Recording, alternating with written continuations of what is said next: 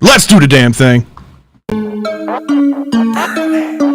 Oh, you know what time it is. It's time to take it to the Birdland. It's about to go down. Hope y'all ready. Yeah, let's go. Come and roll with me to the Birdland. Friends got to giving you the word, man. Any other BS is absurd, man. Sports talking, they give it to you firsthand. They can talk Terps, they can talk O's. Yeah, they both lit, that's how it goes. Baltimore squad, Ravens and Poe. Better tune in, here gonna show. Birdland, Birdland, Birdland. BS. Birdland, Birdland, Birdland. BS.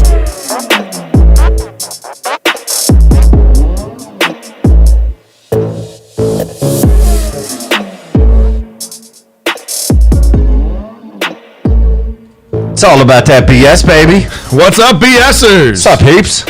Fred, Scott, and James in the studio tonight as Drew has the night off. It was a Wednesday night. A little Wednesday night, right? A little bit of different night. Happy birthday to Drew. Happy birthday, buddy. Birthday boy. Out on the town celebrating the night. Yeah. Good on him.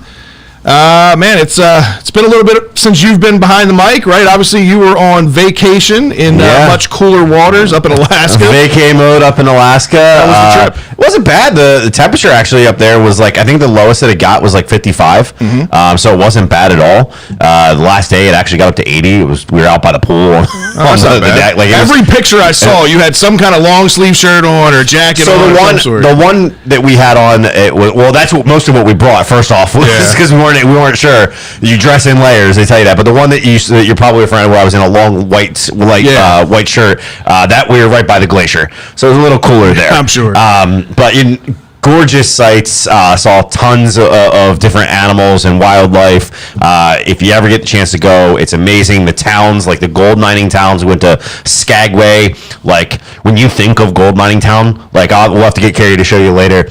You think of this picture that she's going to show you, because it looks like a gold mining town. It just naturally has that feel and that look to it. You got to enjoy quite a bit of alcohol too, even before you got there. I guess you were in Seattle at that point. Yeah, right? we were in Seattle walking around, which I'm just going to say, I know that some people hate the homelessness and the drug problems that we all know are in Baltimore City. Yeah. We ain't got fucking nothing on Seattle. Which is crazy to me, because I had always heard like Seattle was like this really clean city and it's beautiful, but I guess a lot has changed. It was. Literally, there were spots on the interstate you looked down, you thought it was a junkyard until you saw people moving around in like little tents because it was that bad. Like all on the streets, just tough times for people right now. Man.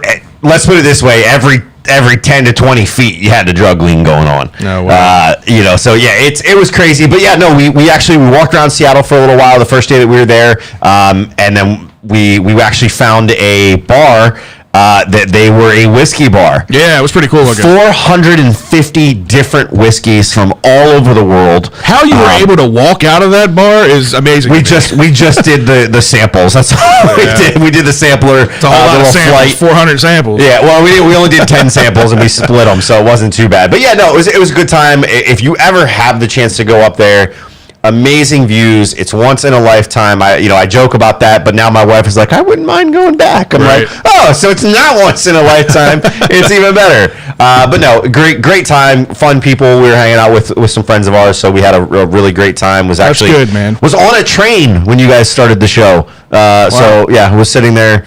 Actually, no, I was on the bus to the train when you guys started the show. So I was literally like trying to chime in a little bit, and then had no signal after that. That's cool, man. Well, glad to have you back.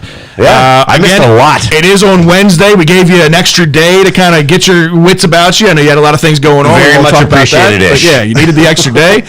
But man, a lot's happened in the week, and the Ravens family in particular hit with tremendous, immense tragedy as we look back tonight on 2 lives gone way too soon.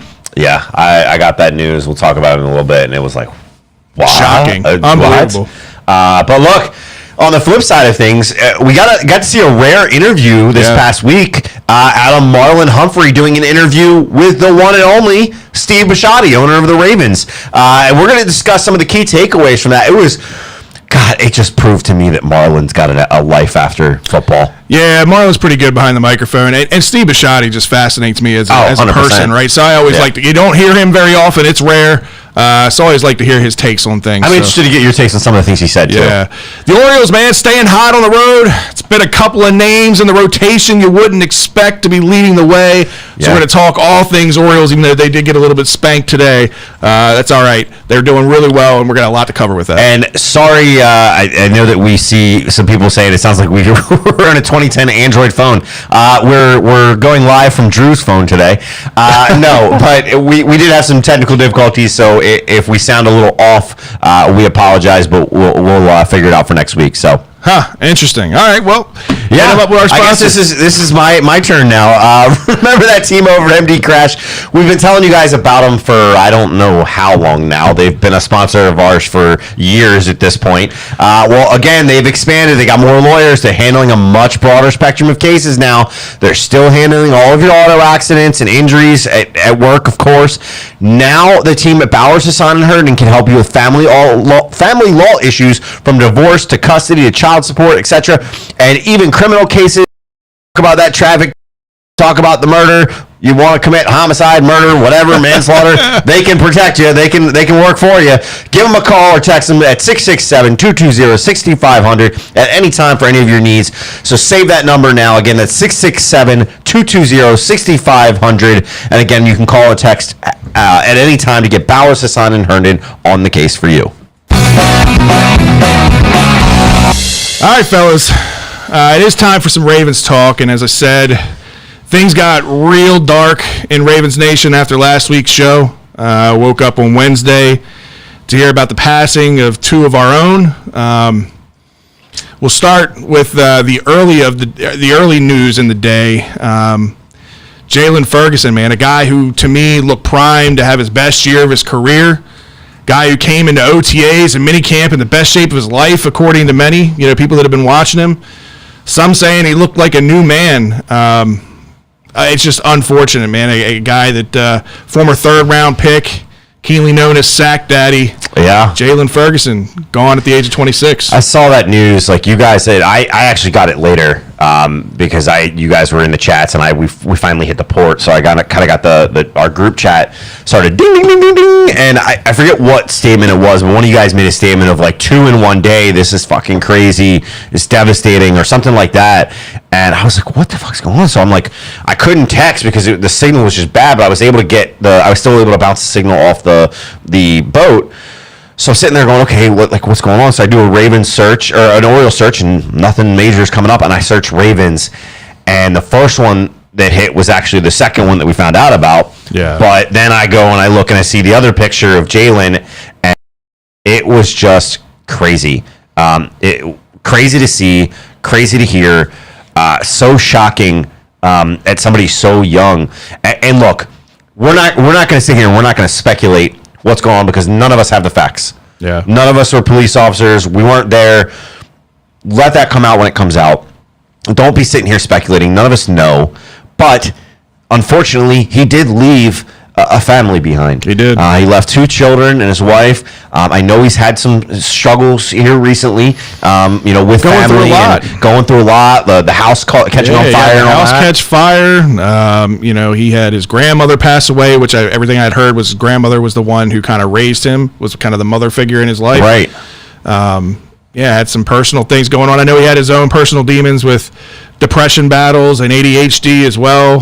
Again, no speculation as to what happened, but it's tragic, man. A guy who, you think when you look at the grand scheme of things, you think somebody's got their whole life ahead of them. They've got everything going good for them. They're making all this money. They're a professional athlete and all that stuff. Just goes to show that money doesn't buy everything, man, and things can happen in people's lives. Go ahead, James. I just want to say I hate when people speculate. Yeah. And I also hate when they say between mini camp and reporting to training camp, they have the 6 days off, they run wild and all that. This can happen anytime. It can happen during the season. It can happen after season. I hate when they're like, well, you have the mini camp and then you have that break and that's when they go out of control. They put weight on and this and that and they do whatever they want. They're like free. They can do what they want. It's not about that. This could happen anytime. It's just tragic it happened when it did. And we just hope that, people can move on. But I hate when people just speculate, he was a drug user, this, that. And we talked about mental health is nothing. If you don't know anything about it, it has nothing for you to put your 2 cents and assume, because no one knows what that person exactly. 100%. I mean, I've been very open about my struggles with depression and all that stuff too. So like I can relate to it. I understand it. But nobody knows what everybody's individual struggles are. It's just sad, man. This is a guy who, like I said, his nickname was Sack Daddy, man, at Louisiana Tech. I mean, put up unbelievable numbers. Broke Terrell Suggs' NCAA record for sacks with 45. 187 tackles. I mean, he had basically his stat sheet was unreal at college. I know, a lot of people were kind of disappointed and waiting for him to break out at the NFL level. And like I said, I mean, everything you'd heard was that he came into camp in his best shape of his life and all that, and you were hopeful for him for this season.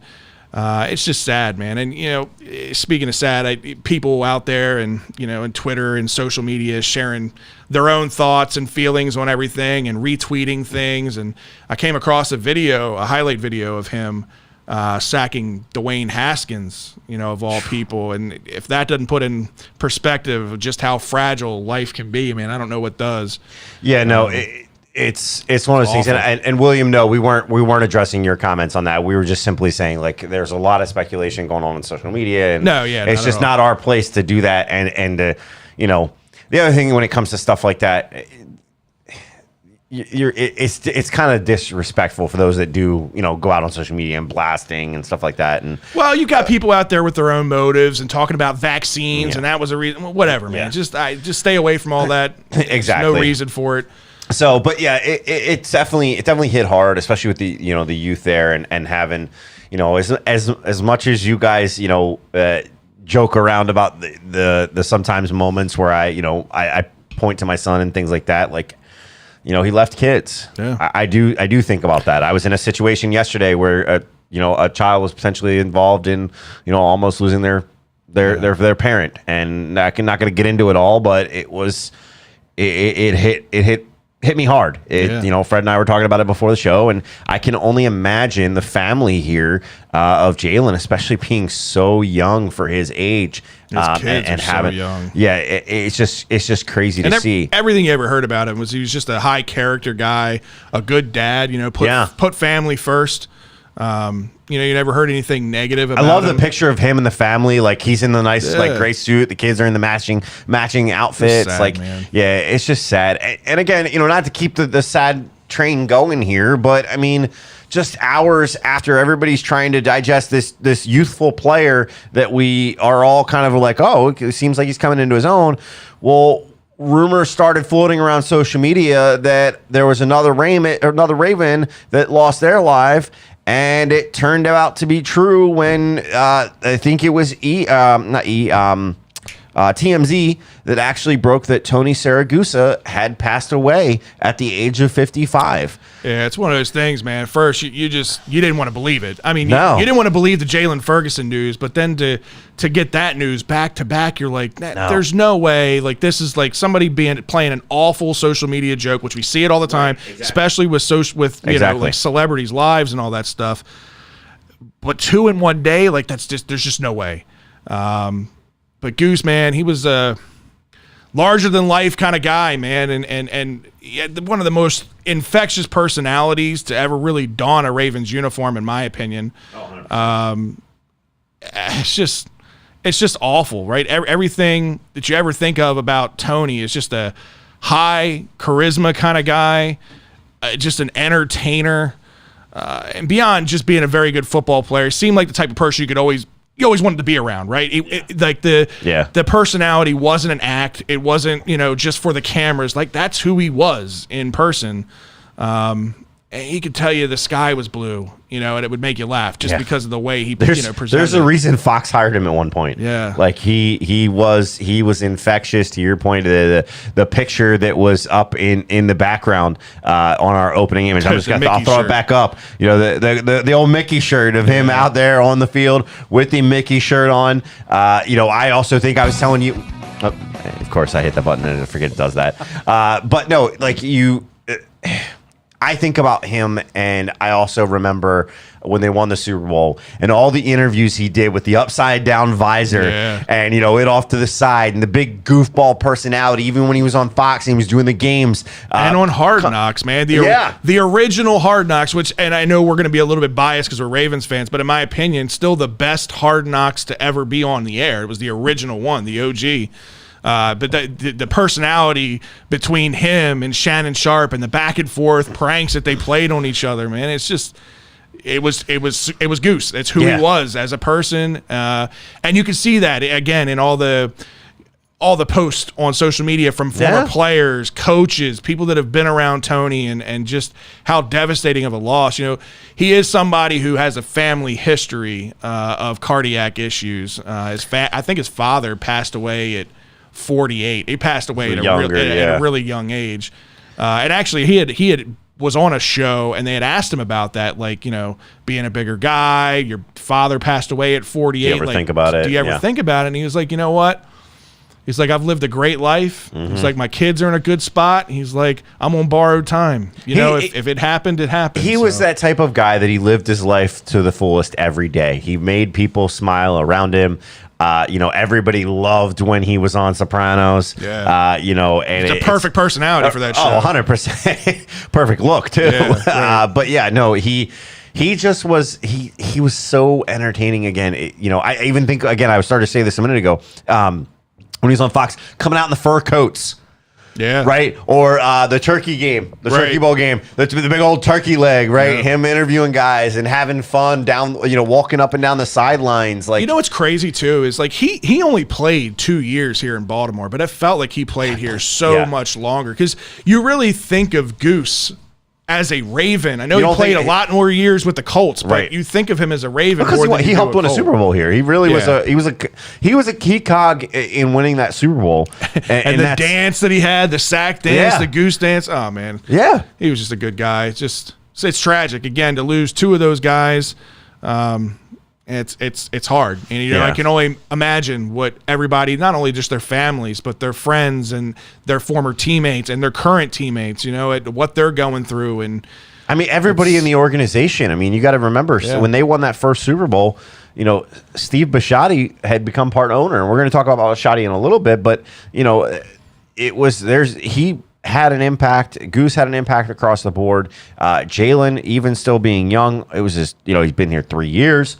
It's one of those things that it's just 2 lives too early, and to hit in this, like, it sounds weird, but like, I also don't think it would have been any better if it would have been days apart versus hours apart. No, I know. It's just didn't also Goose break Rich Gannon's nose during the playoffs? Not his nose. He like broke his collarbone, or he separated his shoulder is what he did.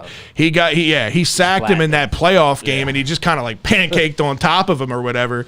I mean, it is what it is. That happened in football. But you can't do that anymore now. No, you can't do that anymore. Nick, you're somewhat right on that. I mean, they've got I think this is gonna. I think there's going to be something here that's going to motivate this team. In an unfortunate way, in more ways than one, that's going to. I think you're going to see some guys play a level that maybe we weren't expecting. I think this team had a lot to play for going into this year, prior to any of this happening, and now this just. Now they're gonna play in puts a whole nother spin on. They're gonna play in the old man's honor and the young buck's memory. Yeah. Like that's the way that I think about it, and I actually thought about that. So I'm glad you kind of said that, Nick, because it really is. They already had so much to play for, and now this, you know, you kind of step back and you can only imagine what all the players are feeling, right? Especially the younger players that have been around Jalen, you know, and kind of seeing all the things that he went through. I mean, again, like we said, he was a 3rd-round pick. We didn't talk about all of his accolades, but he had a ton of accolades, not just the 45 sacks, but 2018 Kusa Defensive Player of the Year. Right. You know, this was a kid that had, to your point earlier, a high ceiling, and it's just unfortunate and sad that we actually aren't going to ever be able to witness that ceiling. Yeah, it is. So, well, you had mentioned it. Marlon Humphrey, the whole Studio 44 podcast that he has. On a brighter note, Marlon has a career after football already, and he's only, how many years in now? Like Yeah, right. 6 years I don't in. even think he's that far in. 5, 6, somewhere. Yeah, it's just each show gets a little bit better. And when they released the teaser that Biscotti was going to be on the show, man, that caught my attention because, again, Steve Biscotti doesn't talk publicly very often, but when he does, you listen, right? Because he's just a smart guy. He's very controlled. But he's smart and he's very, upfront and honest. Like he doesn't sugarcoat anything. He'll tell you kind of how it is, and he's just super intelligent, right? So it's fun to listen to him. They had some interesting conversation on here. I know he talked about being an owner and what that means to him and kind of how the whole process worked for him when he bought into the organization. He basically was an intern for 3 years. The way it worked was he was an invested intern. He was the minority owner for the first 3 years. And he had planned that out, and he said, that was going to be the progression of things. He didn't want to take over full ownership, being a rookie to being an NFL owner. But he was also smart when he made that deal because he talked about it. He made the deal with the option to buy the team in full from Art, and it's the first 3 years, first really 4 years, he spent sitting back and watching and listening and learning.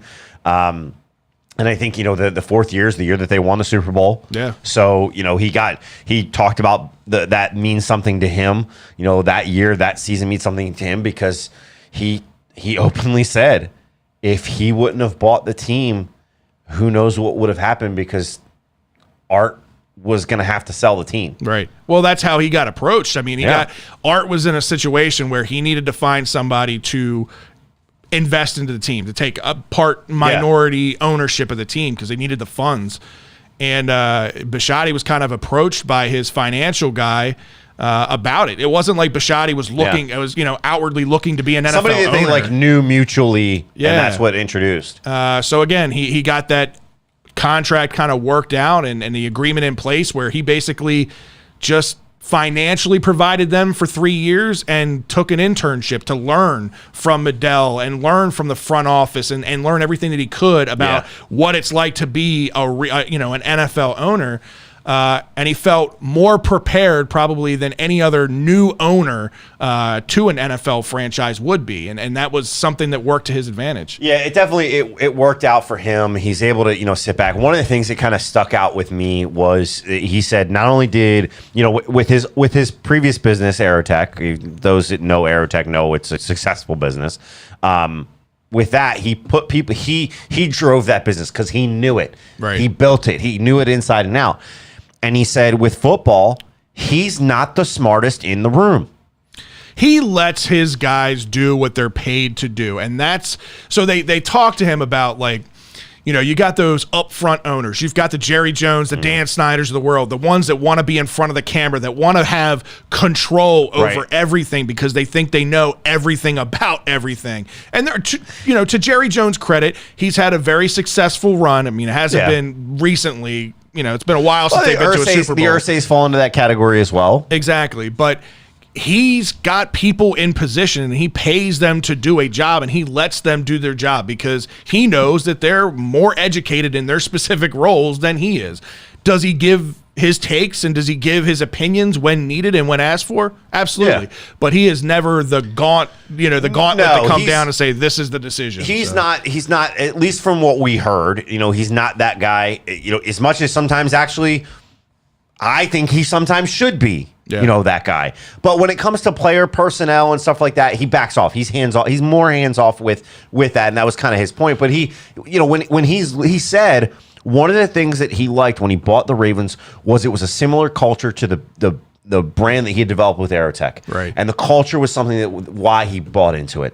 And he's just continued to buy into that culture. And that's what is the one thing, I get in chills talking about it because you hear it from the players, you hear it from different things and from media that just the culture is different with the Ravens, right? Now you're hearing it from the owner saying, I feed this culture. Yep. If you don't fit this culture, I'm not hiring you. I'm not keeping you. Yeah. And that just, it really plays a factor into what it is. And to your point, with the fact that he's not hands-on, but he's not an idiot either. He's knowledgeable. Right. And during that interview, he talked about, Marlon said, I know you love draft season. Like what? And he basically said, look, in the season, I can't do anything. Yeah. I sit back, and he's like, I'm more nervous about you guys because I can't get down there and make an impact. Right. He's like, but when it comes to draft season, I do. I sit back. I look at all the mock drafts. I look at all the players. And I thought it was interesting because he was saying he loves the draft season. He does his research, but he doesn't overstep his bounds. He merely sees, if he sees something, he says something. He says something to Eric. He says something to Harbs. The interesting thing for this year, the one guy that everybody is like, oh, wow, this kid's making a real splash and can make a huge impact in Isaiah Likely. Isaiah Likely, I mean, yeah. With Isaiah Likely, it sounds like Steve Biscotti was the catalyst for that pick because he made the statement, sometimes you go to Harbs and you say, hey, Harbs, check out this Likely kid. Yeah, right. I don't know if there's truth to that, if he actually did that with Likely, if he was just using that as an example. I would too, but he kind of takes a similar approach to some of us who get names of prospects that maybe we haven't heard, and we're all anticipating the season. That's why we do all these mock drafts, and that's why we go on YouTube and watch all these highlight tapes and whatnot. He has that same type of fan investment into it, but then he's got the ownership side into it as well. Right. So he'll go on there, he'll watch all the highlights, but what he said is it's not just about the highlights, right? He'll watch those highlights, but then he'll find lowlights too. Maybe look at their worst games and all that stuff. And then he'll make an evaluation and feed that information to Harbaugh and to his guys and all that stuff. And they take it for what it's worth. And then it's their team to make the final decision, guys. But he does have a hands-on role in some evaluation of players. Yeah, I think that's pretty cool though, right? Because you think of him as that hands-off, but he's also, that just shows you how knowledgeable he is. Mm-hmm. And now you're sitting back going, okay, who?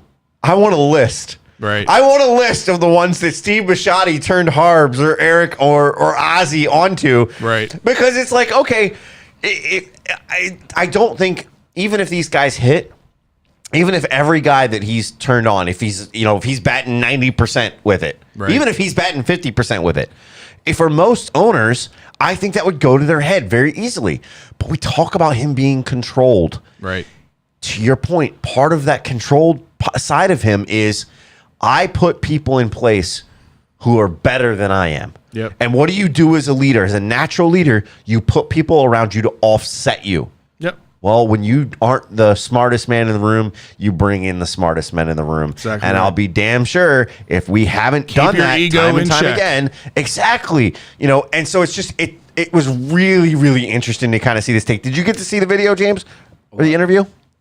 Steve Biscotti with Marlon? Yeah. Nah. You got to watch it. Yeah, they did talk too, and this would probably perk your interest, James. This will get him to watch it. Yeah, so they talked about, John Harbaugh and the selection of John Harbaugh and why he's been with the team as long as he has and all that stuff. And he talked about how consistency is how you build success, right? It's not changing a new coach every 2 or 3 years and changing the culture and change, because he said everything revolves around culture, and it starts with your top guys, right? And having that consistency at the top equals success. And he's like, that's how we've been able to be competitive, and that's how we've been able to be in the position that we've been in and year out.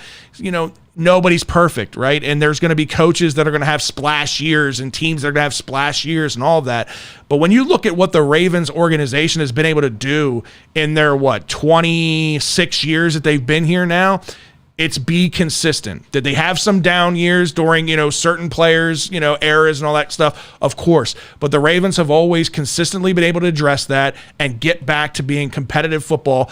And you look, I saw this stat earlier today about teams that have won the Super Bowl, right? And they had a grouping of teams that have won the Super Bowl in the last 10 years. Ravens are in that group. And then the Super Bowl in the last 20 years, the Super Bowl in the last 30 years, and never had a Super Bowl.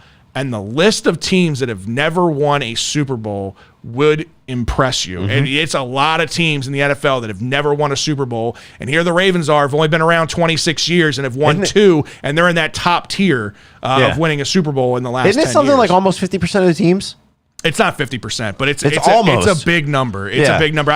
Every time I see that stat, I'm like, Jesus Christ! You don't realize how many teams that have been around for a very long time, the Browns, and have never won a Super Bowl. Detroit. Well, we're going to talk about the Browns here in a little bit. But Adit says, will Biscotti be the type of owner that would sell the team to the group that would maintain the team culture the best, even if it's the second highest offer? Now, so they talked to him about that too. Him. They talked to him about what his out plan was, and he was approached a couple years ago and looked at numbers of sales from different teams. I forget what the number was a couple years. I think it was like he said it was like 4.2. No, he said it was like 2. It was like 2 a few years ago, but the 4.5 for the Broncos. That's what it was. Did get his attention this past year, and he basically said like, look, this is. He straight out said he is not leaving the team to his kids. Yeah, it's not a legacy thing for him. You talk about John Angelo, Peter Angelos and John Angelos and that whole mess of a situation. That's not what it's going to be for Biscotti. So it will be sold. And I just have so much respect for Biscotti that I don't. Yes, it'll be a money move, but if you listen to anything that Biscotti talks about. He's from Maryland. Well, it's not just that, right? So it's money isn't his motivating factor in anything that he does in life now because he is a billionaire, right? Yeah. How much more money does he really need at this point? And his talked about this in the podcast. He's going to give away a lot of his fortune to philanthropy. Yeah, through philanthropy. So it's not going to be solely about money for Steve Biscotti. I really think What's up, Jacob? He will leave this organization in good hands. Now, who that is and what that person is and where they come from, obviously we don't know when that'll be. That could be 2 years down the road. That could still be another 10 years. So he did throw that number out there. I think he has some horses, too. He does have horses? Yeah, I think the man, you don't get to be a billionaire by having all of your money in one spot. No. These guys, they diversify their portportfolios. They're into a bunch of different things, and that's one of the things that he's started in his basement. Right, in his basement, working it up. Then he said he went to his garage. Then it worked out.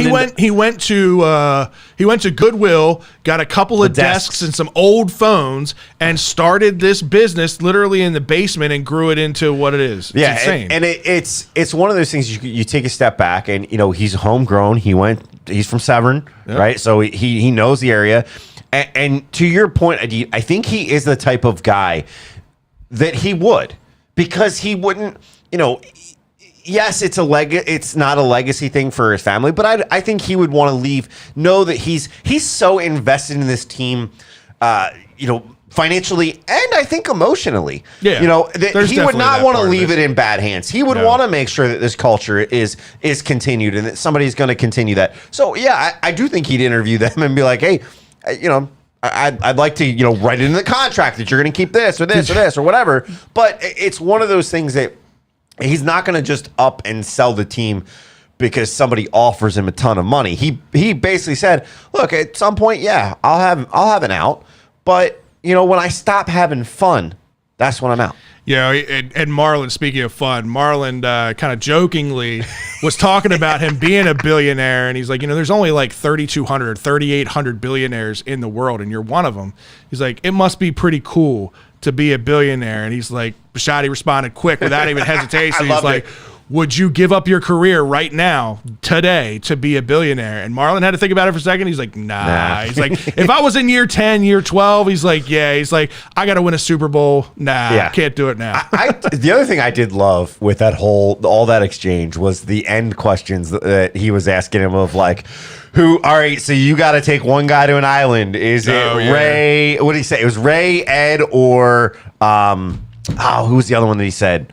I don't remember. I think he let him pick from anybody. It wasn't just those names. He gave three names. It was Ed. It was Ed, him, and somebody else. Because then the next one, that was whoever's taking the island with him. And he's like, he's as smart as Ed, and he's as strong as that guy. Jonathan, was it? No. I forget who it was. It'll come to me. Yeah, but overall he picked Ray, and then it was like, okay, these players, the current age players, the new age players, who could you take or whatever. So it was pretty funny. It was like the who could you beat, and who did he say that he could have? Oh, they were talking about he could run faster than Warren Sapp. They're like, yeah, no way. They're like, no way, dude. Warren Sapp would hunt you down like a dog.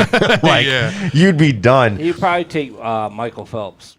Yeah, right. Yeah, right. Man. It was just a really cool interview, and it's a really cool podcast. Go see it. If you haven't watched it yet, or if you haven't listened to it yet, Studio 44, check it out. There's a lot of good shows, a lot of good episodes on there for sure.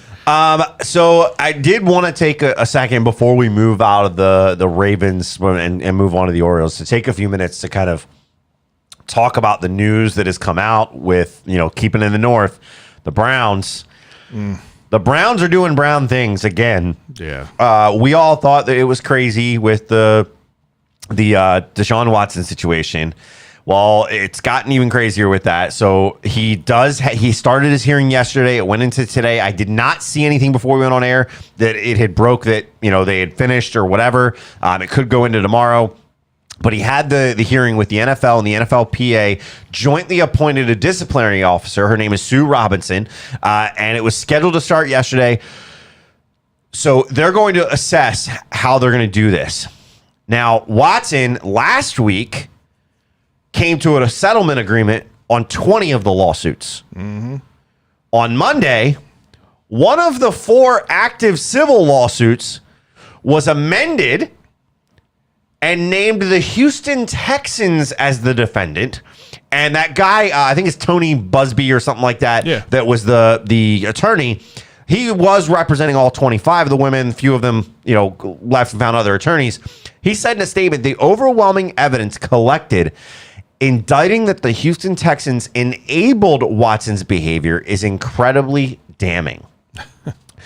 So we'll see what that means, and we'll see what comes out of it. I'm sure there was a lot of covering up going, and a lot of, hey, if you do this, we'll let you get away with that kind of stuff going on. Hence why they wanted to separate themselves from him completely and hope it went away. Yeah, which is not. They just look stupid now. They look even worse now that if they were covering things up, it's even worse that you got rid of them to try to help cover it up. Yeah, even more. Now, granted, I know that these are all civil lawsuits. The federal indictment did not. The grand jury voted to not hold him accountable for those, but there's civil lawsuits that are going on that there's still criminality behind civil lawsuits. So that's part of what's going on here, and it's one of those things that there could be huge penalties and fines, and also for the Texans, you could wind up having to pay somebody a lot of freaking money. Absolutely, because if it is damning that you covered up, you knew about this person. Yep. And what had happened, and you tried giving, hush money, or whatever you did this to cover or that. It up. Yeah, whatever happened, it's going to be crazy to find out what comes out over the next few weeks, because it's going to come out, and it's going to come out quick. And last we heard, the NFL was seeking at minimum a 1-year suspension for Deshaun Watson. I think they're looking for indefinite, so that way that they can kind of figure out how long it needs to be, and it'll probably all kind of be based on the public opinion as to like what everybody thinks that it should be. But I think the minimum should be a year. And to that point, I know we talked about this before in the contract situation and how stupid the Browns are for doing this and getting themselves involved and paying all this money and guaranteed. I did hear the other day, though, they do have a clause in the contract. Apparently, they were ready to absorb knowing that he was probably going to miss at least a year, that they put a pause clause in this contract that basically if he does get suspended for a year, it pushes his contract back a year, forward a year, and it takes his salary from $46 million down to like just over $1 million base for the year that he suspended. So at least they were smart enough to factor that in. But still, by the way, the other factor that everybody's not recognizing here, and I'm going to address Drew here in a second, but one of the factors that everybody's not recognizing. So the grand jury, when they said, okay, there's not going to be any criminal indictment here, that was on the first 25. Remember, the last that we heard, the number was up to, I think, 66 of people that were coming out saying that this was the case. So it could go back to court and very well be a 40-case indictment. Right. They can't hit, he can't get hit on the other 20. You can't do double jeopardy. Right. Or the other 25. But if these other 40 people are able to make a true case, the fact that other one was there is going to factor into this one, which could then lead to a criminal indictment, right? Oh, and go to trial. So there are things that could happen here. And yes, Drew, if you remember, just I think about a year and a half ago, I said Watson wasn't going to be a starting quarterback in 2 years. Well, looks like it's coming to fruition for y'all. Just saying. Not for the reason I thought Williams it was going says to. Ridley gets a year and Watson's going to get 10 games. Talk about fucked up logic. You're absolutely right. If that's actually what happens, you're talking about Calvin Ridley getting suspended for an entire year for gambling and betting on fantasy football or whatever the fuck it was. Yeah, it was fantasy football. It was like minimal money, and he got a whole year. It was like $5,000 on fantasy football or something like that. He betted on his own team to win. Okay, but he wasn't playing, so he had no factor in the game, and he bet his own team to win, right? So, yeah, I mean, it was ridiculous, and he got a year for that, and we're talking about maybe 10 games for Watson on this. I don't know why you'd be betting on your own team. It's crazy. And Chuck says he'd be a top 10 quarterback if you took off the field stuff off. Well, you can't take off the field stuff away, and he's not a top 32 quarterback at this time because he's not on the field. Yeah. But that leaves the Browns, to your point, in a very peculiar situation because they have pissed one Baker Mayfield off. Right? He has pissed the fuck off. And he's doing a real good job talking to the public and minding his P's and Q's, which is not usually Baker's forte. Baker usually speaks his mind, and he's been kind of, he's been quiet-ish. Quiet, but not this week. Saying things, maybe not direct, but saying things in a way that he's sending his message. Yeah. He's sending his message. He said this week he was at a football camp in Norman, Oklahoma, where he went to college, played for Oklahoma. One of the 10 colleges he went to. Yeah, but he said when he was asked about would he be willing to step in for Watson now that he's potentially not going to play at all, his response was, I think that for that to happen, there would have to be some reaching out. But we're ready to move on, I think, on both sides. Yeah. They went out, they signed Jacoby Brissett. Yeah. I'd rather have Baker than Jacoby Brissett. I was going to say, sorry. Josh says Baker sucks. Who cares? Baker's much better than Jacoby Brissett, much better than any other free agent quarterback on the market right now. So they're just... The Browns are just a shit organization, and it's sad because Andrew Berry, Harford County's own, I thought there was a turnaround coming. I was hoping for this guy that he would be able to turn shit around for that organization because I love competitive football. I love the rivalries, right? And I hate there being a doormat. I know there's always a doormat in every division, right? But when all the teams are competitive, that's when football is fun, right? And right now the Browns are just doing Brown things. Let's just put it this way: Deshaun Watson, he can not only can he not finish touchdown drives, but he can't finish getting a girl either. That was for Drew.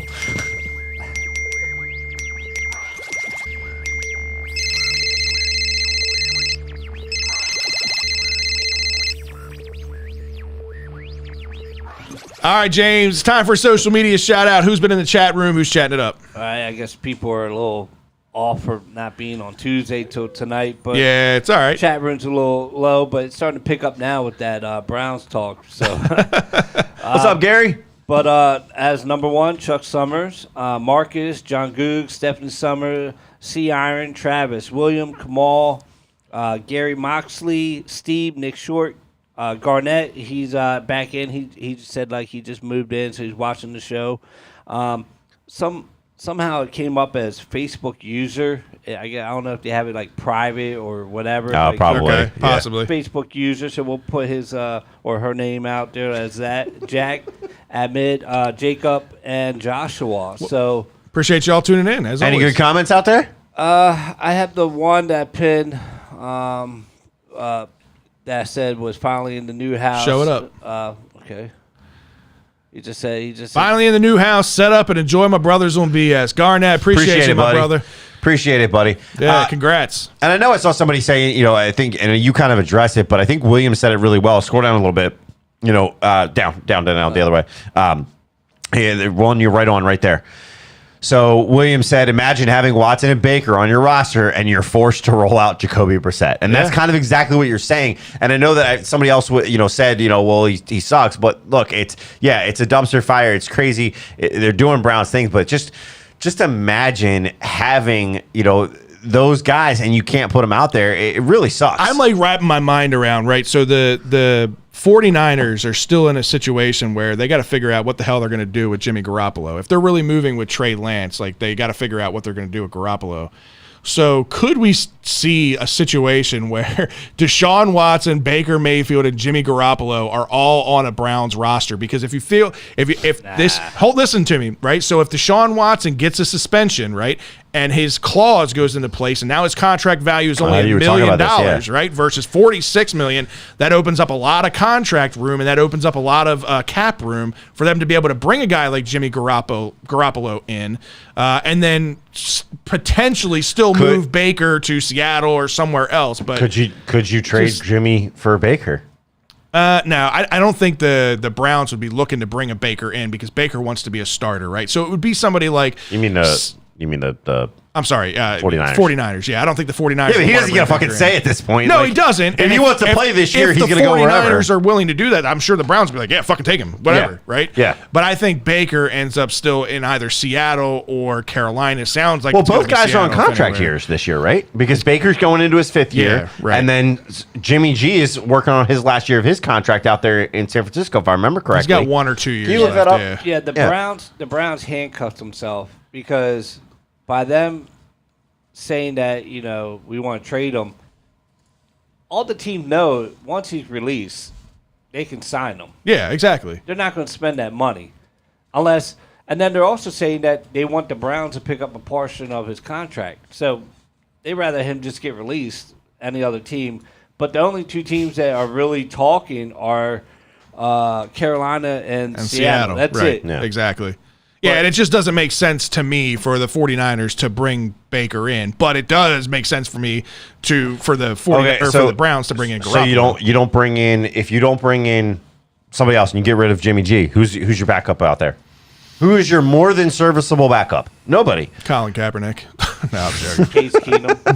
That's joking. In Oakland. Right. I mean, he fits the offense. Yeah, look, I think I agree with Nick. I think, a trade of Baker for Jimmy G, it gets Baker out of there. He's unhappy in his situation. Jimmy G, we're hearing reports that he's unhappy out there. It's just a lot of money. It's a lot of swap. It's a lot of money for the 49ers to have invested in a backup quarterback because he's still, $20-something million that he's going to get this year, I think. Or is it 19 or whatever? Who, Jimmy or Baker? Baker. Okay. That's not going to happen. This trade, he's not going to go there to be a backup. Right. He doesn't get a say, but that's what you guys are acting like he gets a say. He is finishing out his rookie contract. He gets no fucking say. So if they want to part him out, I get that. You're misconstruing what I'm saying. I'm saying I don't think the 49ers are going to want to bring him in as a backup. Yes, I agree with you what you're saying too. I don't think Baker wants to go to be a backup, but I agree with what you're saying is that he doesn't have a choice. Everybody says that, and I just don't think. I don't know what. I think that the relationship with Jimmy is just soured enough. But I think they had to have recognized what he did for them last year, and if they didn't, that's fucking dumb on them.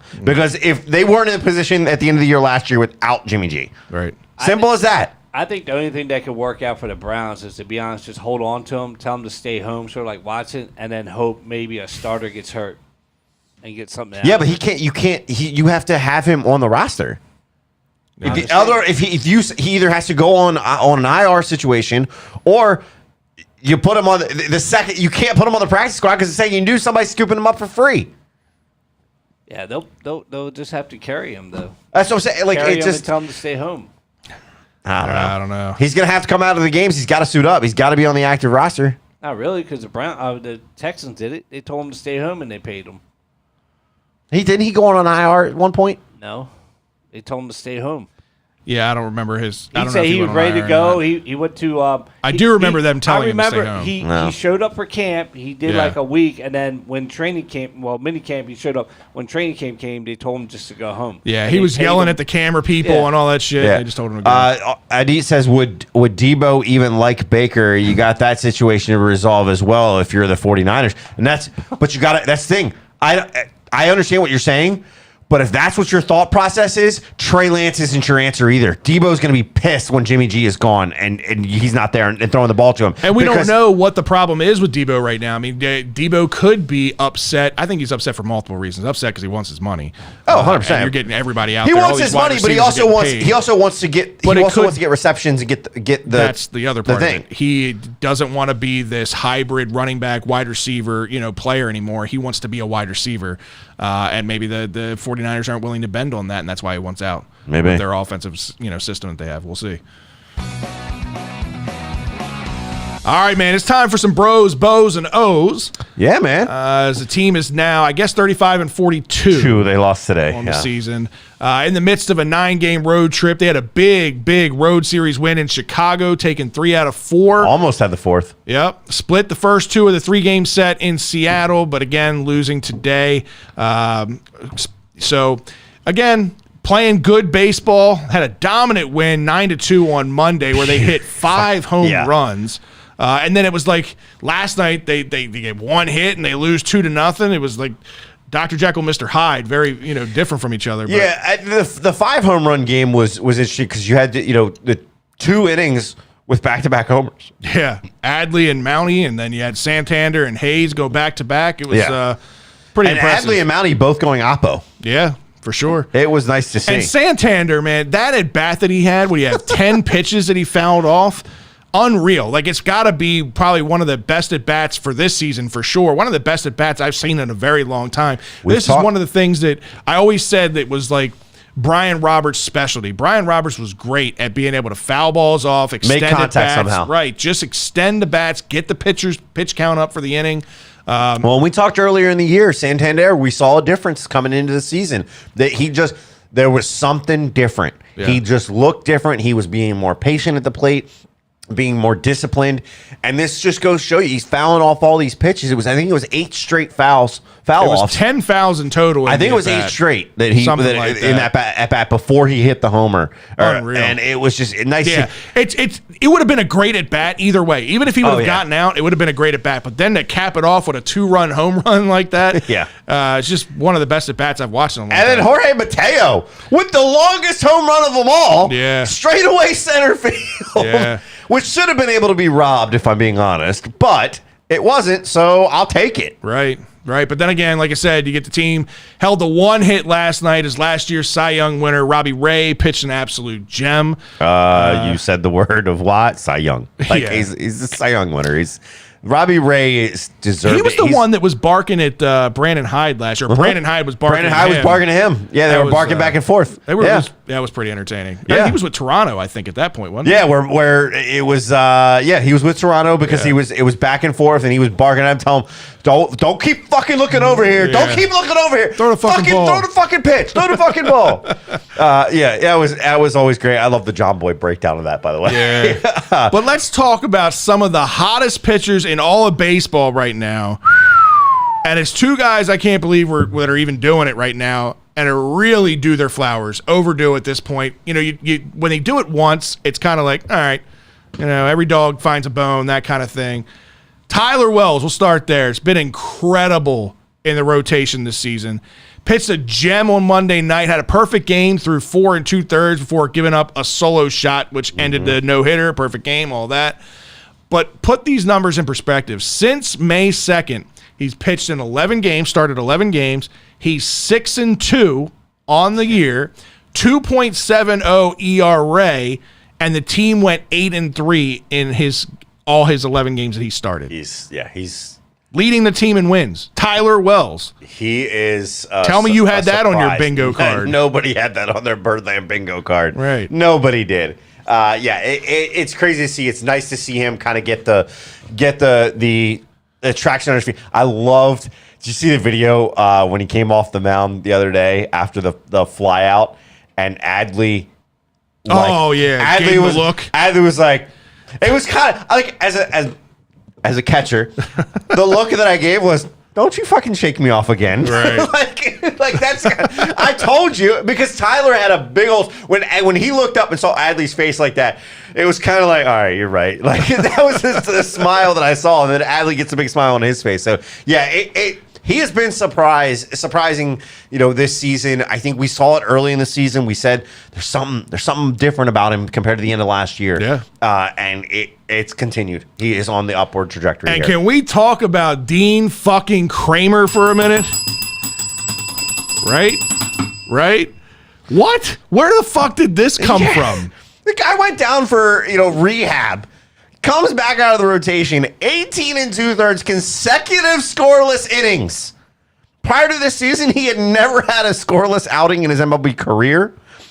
And now he has 3 straight. Unreal, man. It's crazy. And like I couldn't believe this when you told me this stat about him. Yeah. I'll let you go ahead and tell it. I'll let you take the thunder here. So his 3 straight scoreless starts of at least 5 innings or pitched is tied for the longest such streak in Orioles franchise history. Jesus Christ. And I saw this stat. I can't think of who it was on Twitter. And I commented like, I can't believe this is true. Like, this doesn't seem real with all the pitchers that have come through here. You're talking about Hall of Fame pitchers. You're talking about Jim Palmer. Only Jim Palmer. Jim Palmer. You're talking Mike Messina. You're talking all these guys that were here for years. Cindy Ponzone. Right. Well, so I made that comment on social media, and actually Jim responded to it, which was kind of funny, and pointed out that the key stat to that is 5 innings pitched, right? So his run that he had, because he was tied with Jim Palmer now. Yeah. Jim Palmer's were all complete game shutouts. Yeah. So listen, you got to give Dean Kramer his flowers because he's pitching out of his mind this year. Jim Palmer ain't giving them. Jim Palmer is like, hey, wait a second. Don't put me in the same 3 full game, complete game shutouts. And mind you, the girl that he was responding to, or a guy, I don't even know who it was. I think it was a girl. She responds and says, well, you're selling yourself short on this because the game before that and the game after that, you only gave up 1 run in those 2 games too, right? So, I mean, just goes to show how dominant Jim Palmer was. It's crazy. Just kind of think through that. But look, here's the other crazy part about this. Dean Kramer's ERA right now? When's the last time an Oriole saw a sub-2 ERA? Because he's got a 1.29. Yeah. I'll be honest with you, and I'll own this. I was over the Dean Kramer experience last year. He was a guy that was just going to be a body, right? Another guy that was just going to be a stopgap. He was the 5th man in the rotation, 5th or 6th man. I didn't even see it being that. I mean, he was just going to be a body until the big boys were here, until the good guys were coming. But if he can kind of continue this and can figure it out, and again, 1 or 2 starts, I'm like, all right. He's on a run or whatever. If he was doing this all year, this would be Cy Young candidate type pitching. Yeah. His control right now, the movement on his slider right now, just him and Adley seem to be on a good page together. You know what the difference is? It's Adley. And it could be. I mean, I think that's definitely a factor for sure. But it's unreal. I would have never thought. You're outnumbered today, James. I would have never thought we'd be talking about Tyler Wells and Dean Kramer as 2 of the hottest pitchers, not just on the Orioles, 2 of the hottest pitchers in baseball right now. Yeah, it's unbelievable. Crazy. It's crazy to kind of really look at all of this and you when you talk about this pitching, right, what's the one struggle that we've talked about at times? It's been the offensive side of the ball. Yeah. We've talked about some of the issues that they've had when it comes down to them really putting the runs up there at times. Obviously, they've been doing better with that here in the month of June. You're starting to see the power come too. Exactly. And I think, Trey, before we get into the June stats for a second, you're the one that found this. Trey had a really good statement. I think really sums it up really well. I mean, when you just talk about the overall morale around the team, Trey said it best. He says, we come to the park every day and expect to win. And that's not a feeling we've had here in a long time, right? I mean, he's referring back to his early years when he first got the call with the Orioles, and they were actually competing then in the Manny Machado and the Adam Jones era. It's been a while since then, right? And we've had to endure that. And so is he as a player. And he's gone through so much, obviously, personally, that's all been well documented that we all know about. Yeah. And he's been the guy that, should we trade him? Should we not? Blah, blah, blah. But you like his senior leadership. And, you got to have that veteran leadership in the locker room kind of guy.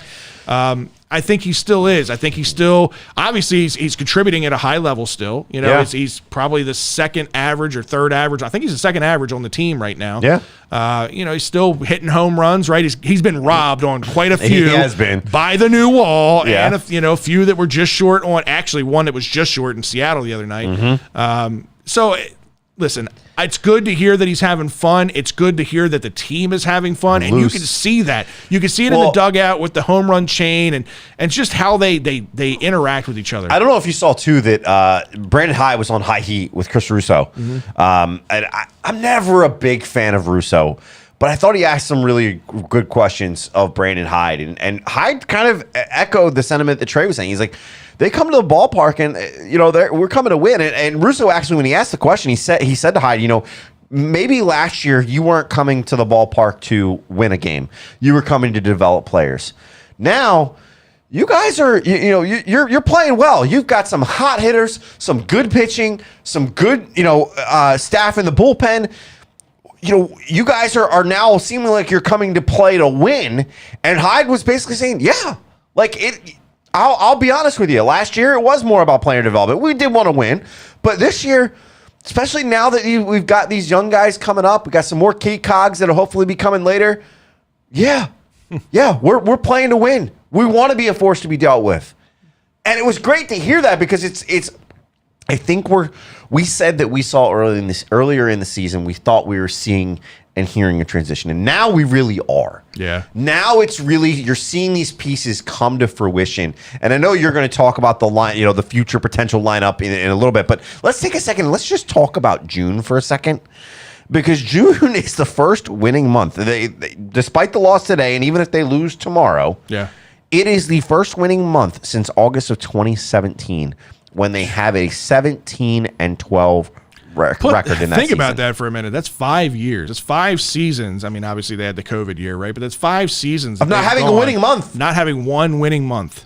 That's crazy. just how bad baseball has been. But that also shows you what direction we're going. And looking a little deeper on this, right? Credit to you because you put it in our group chat, but credit to Danny Veietti on Twitter for this interesting stat, right? The Baltimore Orioles are 21-16 since May 19th.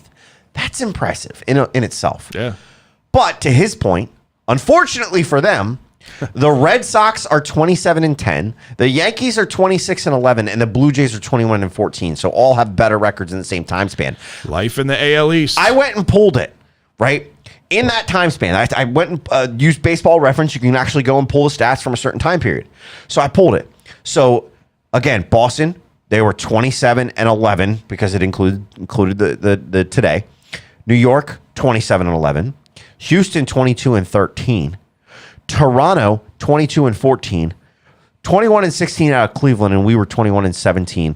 And Minnesota was 21-18. So 3 of the 5 teams ahead of us were all in our division. 4 of the top teams in the month of since May 19th. 4 of the top teams with records come out of one division. So you take away the AL East, and there's only 2 teams in the AL this month with a better record. Well, and let's look at the NL. Right, the NL. Atlanta, 26-11. The Mets, 22-14. The St. Louis Cardinals are 23-17. The Padres are 22-17. The Dodgers are 20-16. And the Phillies are 21-17. Now, of those, you look at that and you go, okay, I can see everything but Baltimore and Philly preseason, right? You would be looking at it going, okay, yeah, I don't. But we're literally talking about in the same breath. We're talking about 2 organizations in the Phillies and the Orioles that everybody had written off this year.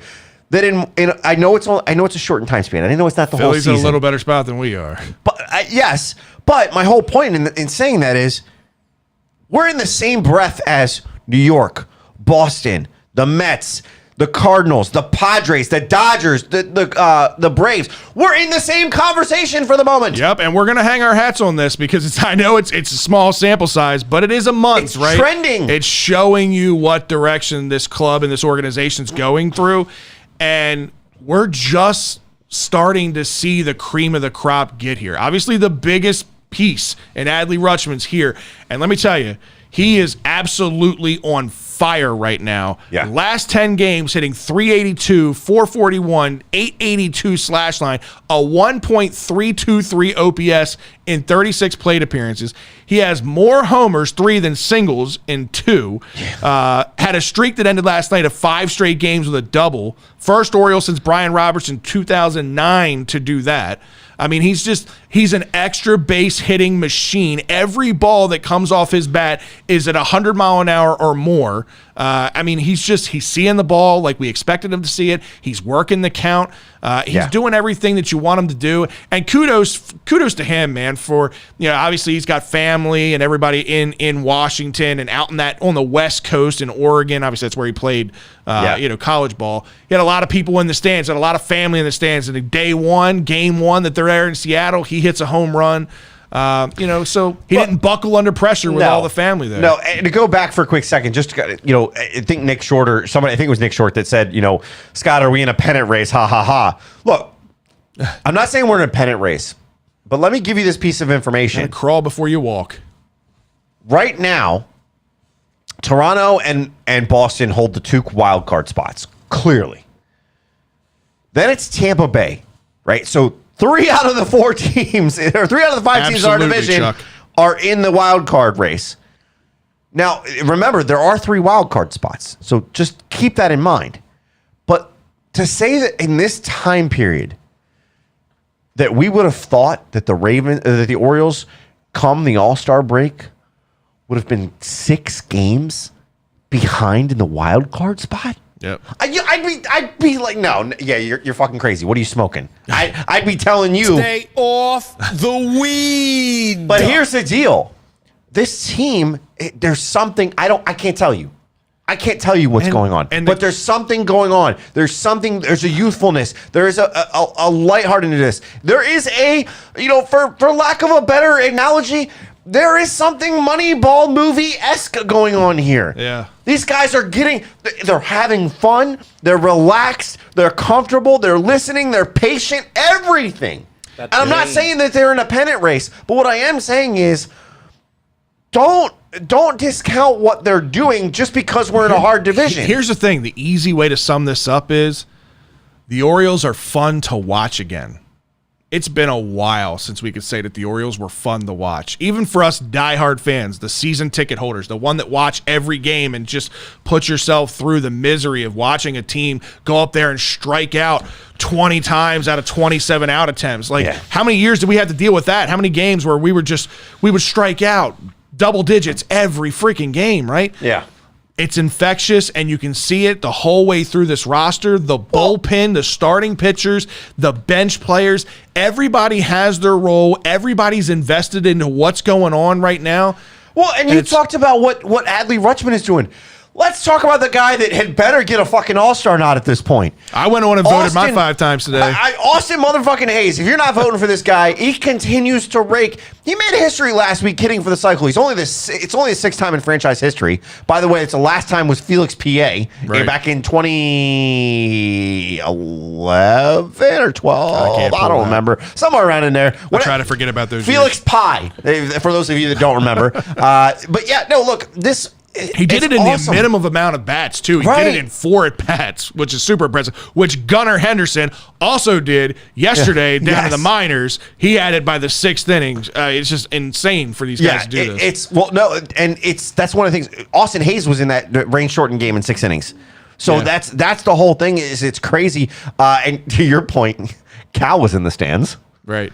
rocking a new look, man. He had the goatee, he had the Fred look going on. It was a little interesting. You don't usually see. He's usually clean cut. Yeah, it was a different look for him. But no. So the other thing that I know that you wanted to hit on is one of those things that defensively, we had concerns about the infield, especially. We had concerns if DJ Stewart was going to be on this team. Thank God he's not. Things have kind of cleared up, and especially in the outfield.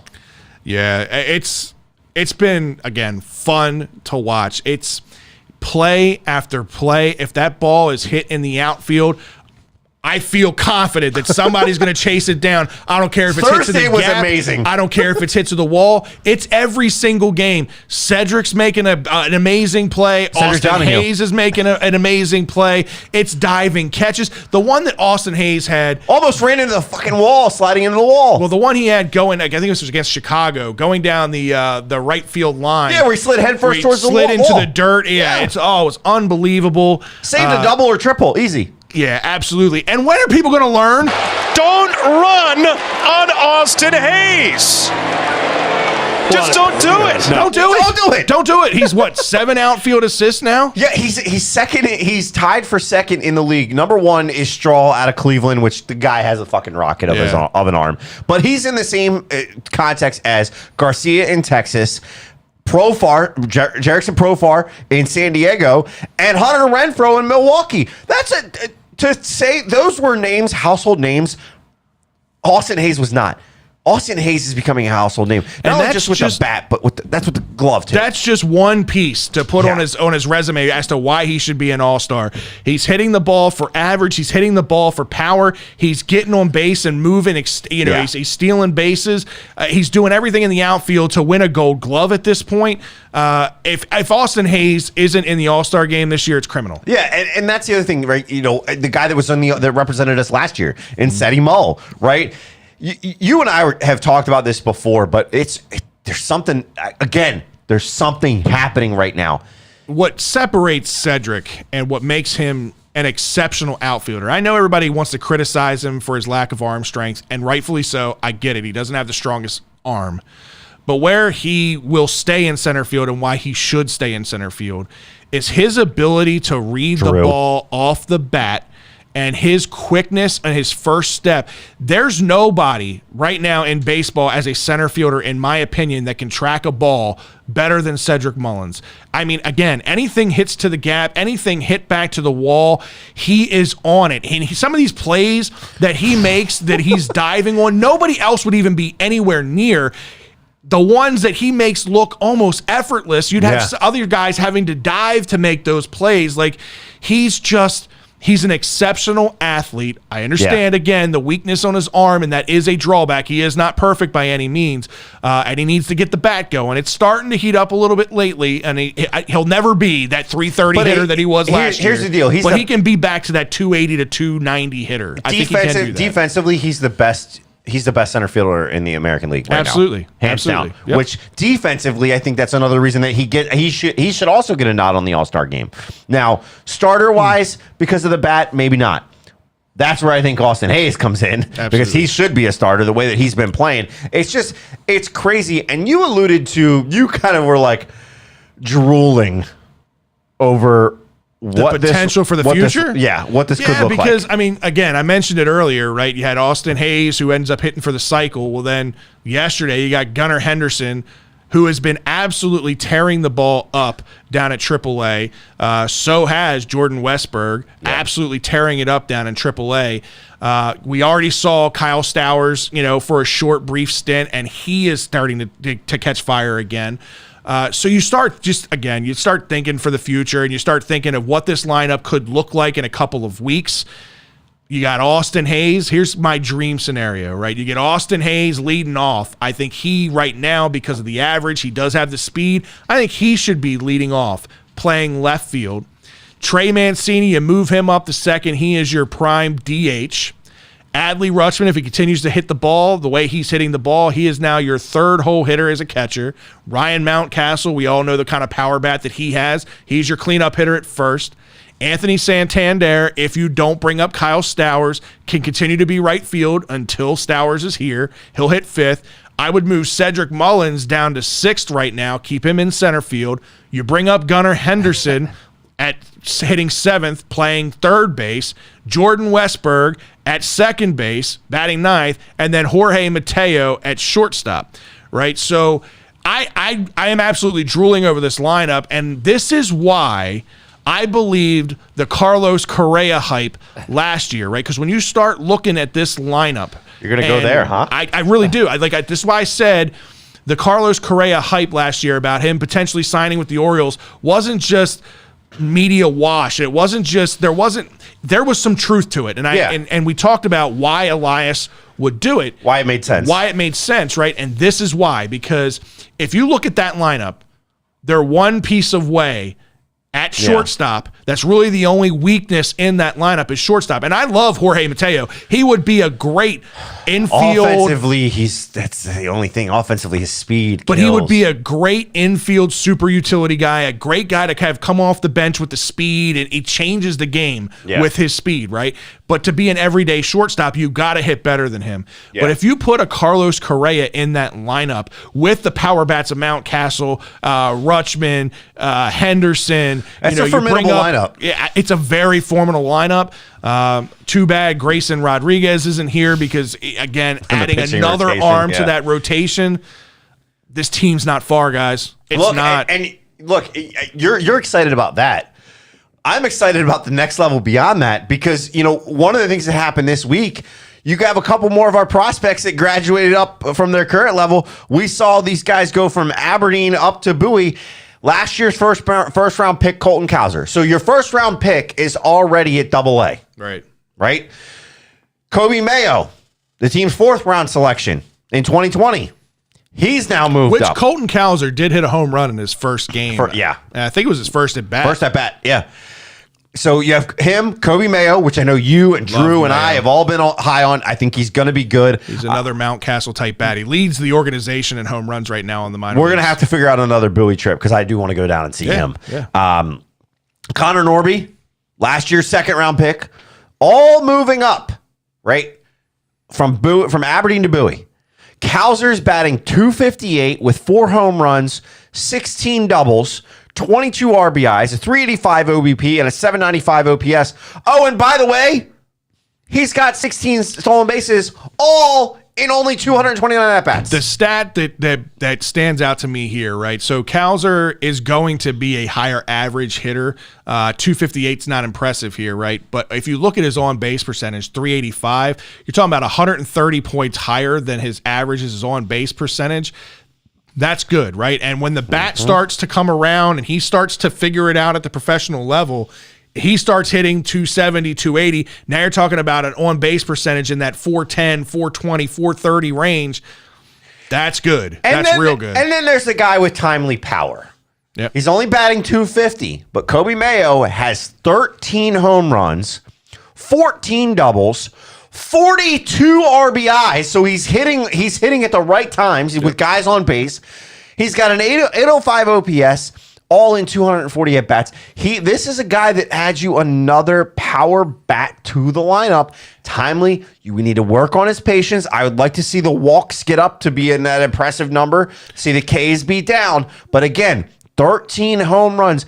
He has as many home runs by himself as Cowser and Norby do together. So in 240 at-bats, he's got 13 home runs, right? So the typical average season for an everyday player in Major League Baseball is like 550 at-bats to 600 at-bats in a season. So if you double that and then add a few, because the 240 is 480. So he's on pace right now to hit about 30 to 35 home runs in his first professional year if he were to get to that 500 to 600 at plate appearances. Right now he's hitting a home run about every, if you average it out, right, and you say, okay, 240 plate appearances, you're getting maybe 4 a game. And I'm going low ball on that 4 a game with the way the Bowie's been playing. But if you go 4 a game, that means he's hitting home runs about at once every 4 games, right? Which is not a bad clip, right? Once every 4 games in a 162 game season, right? 162 divided by 4. Nick Short says, "Come on down to Bowie and I'll buy you all the beers you can drink." Hey, Nick, don't you tempt us? I don't know if that's a challenge that you want to put out there. I think Hey, don't forget. I'm not driving if that's all the of a case. sudden Nick Short's going to be poor. Hey, just remember, I think they have those beer bats down there. That's right. Yeah. We'd love to come down there. We talked about it before. We'll definitely come down there and invite you. I think I saw they were doing like a $1 beer night. Oh wow, that's where we'll get him. But in a 162 game season, if you average that out, that's how many home runs? 40 home runs. If you translate that and tell me that Kobe Mayo could come up and be a 40 home run hitter, And again, this is his first professional year. This is a kid out of high school. His body hasn't fully matured yet, right? Remember when we talked about Machado when he was coming up? Second year, isn't it? 2021. I'm sorry. Yeah, his second year. You're right. His second year as a pro. Right? They drafted him in 2020. You remember when we talked about Machado when he was coming up, right? There were, and Chuck actually brought this point up in the chat earlier, and this is a great point, right? Machado, we all talked about the potential, the power potential for the guy. Right now, he's another like 30, 35 home run guy in the major leagues, but he was hitting all these doubles, right? All these balls that were hitting off the wall and whatnot. We said, he's got to become a man, right? He's got to mature into his body, and once he does, he'll be that 30 to 35 home run guy. Well, this kid in his second pro season coming straight out of college is already on that kind of a pace. So that's only going to increase from there. This kid's power potential, I'm telling you, he is going to be a 3, 4, or 5 hitter at the pro level. Yeah, I think that he's the type of kid that we said in the videos when you listened. And that's why I want to go down there. I want to hear that pop for myself. It's totally different, man. If you watch any of his video clips, any of his highlights, the ball just sounds different. It's the same way with Mountcastle. Ball sounds different. I think it's one of those things. You're going to be surprised when he comes up. I think he, his defense is par, right? Maybe he's just slightly above par, but his bat. The power side of his bat is there. Adit says both Kobe and Gunnar could be in the majors before they each turn 22. Over under July 4th, 2023 for Kobe's call. I like his trajectory. I'll be honest with you. I need to see what he does in Bowie. That's what I'll say first. I need to see how he started. We've only seen him in Bowie for less than a week at this point. He's only one game. Right. But that's what I'm saying.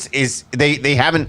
We haven't seen enough. If he can make this a similar translation in Bowie, I think that's a really good. Possible. I think it's a really good timetable because I think the Orioles are going to go guns blazing out of spring training next year. I think we're going to have. I think Grayson Rodriguez breaks camp as a starter on the major league roster. I don't think he goes back down to AAA. I think he is in the rotation. I think they go after a free agent, maybe 2 in the offseason this year. So I think they're going to move Kobe along pretty quickly if he continues to perform like this at AA and then AAA. I think, July 4th next year, a full year from now, we could see that. We absolutely could see that. We've seen that with some of these guys be able to make a leap that makes me quickly. Excited. I mean, if let's put it this way. If he gets up to Bowie and all of a sudden rakes in Bowie, he could break spring training with them. Yeah. If he's hitting what he's hitting now, they'll probably give him till the All-Star break next year, and it depends on where they're at with everything. But I think you also don't want to rush a player like that. And while I don't want to do it, he's a guy that if he is hitting 250 with some power like that, well, I'd love to have him up here. If you're one piece away, somebody's going to be interested in him. The Orioles or Cowser or Norby. The Orioles are going to be in a decision. They could be in buy mode this month. Well, they're going to be in decision mode with even their current roster because if these pieces all pan out the way that we're seeing them right now, especially the younger pieces, and they start moving up and coming up here, right? Some of these guys that are on the current roster, there's just not going to be room for them. The Mancinis of the world, the Santanders of the world, the Mateos of the world, right? Obviously, we all know that Rougned Odor was only going to be a temporary solution, but you're talking about 4 or 5 pieces that they're going to have to make decisions on to get some of these guys some at-bats. Go ahead, James. Good. You know things are turning around when I'm at work at the restaurant. And someone's like, "Can you put the baseball game on?" I haven't heard that in like a couple of years. And and you hear them like, "Man, this is an exciting young bunch of birds coming up." I'm like, "Yeah, I know. I like to go home. I record stuff." I remember watching Oriole games the last 2-3 years and couldn't be able to watch it because it was so boring, so bad that I would fall asleep to watching Oriole games. That's how bad it was. But now I have them recorded. I go home and watch them.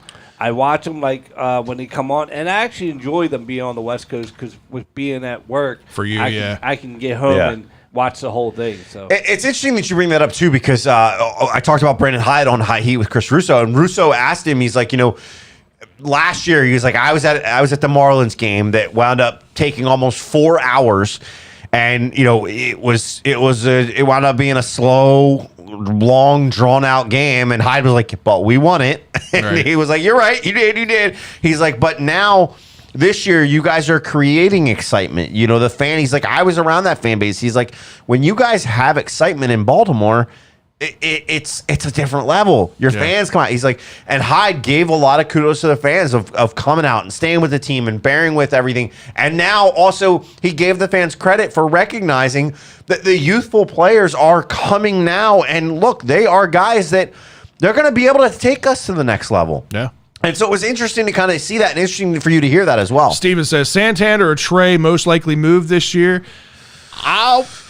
I'll say one. I don't think both, but I'll say one. I don't know which one yet, but yeah, I think they're in a position now where they still need a couple of arms, right? And if they can move a Santander or Trey for a couple of youthful arms, right, that aren't too far away, some guys at the AA or AAA level that, you know, are maybe a year or less away, I think that makes a lot of sense. You know, if you get a competing team that sees value in bringing a team leader like Trey Mancini in, a guy who can, you know, hit for decent average and hit for decent power, especially a short portion like Yankee Stadium or something like that. Yeah. I think that makes a lot of sense, but I don't know. I don't see him moving on both yet because, again, some of the pieces that are coming and will be here are still probably a year or more away. Mayo being one of them, or not Mayo, but some of the outfield pieces that are a year away. Yeah, I think, you know, they got to make a decision on Yusniel Diaz too. Like that guy either needs to get up here and get some work in at the major league level, or just stay fucking healthy. Well, that's the other part of it too. They just got a lot of decisions to make. Yeah, on a lot of roster I think spots. when it comes down to it, I you might not agree with me on this, but I could see both guys going.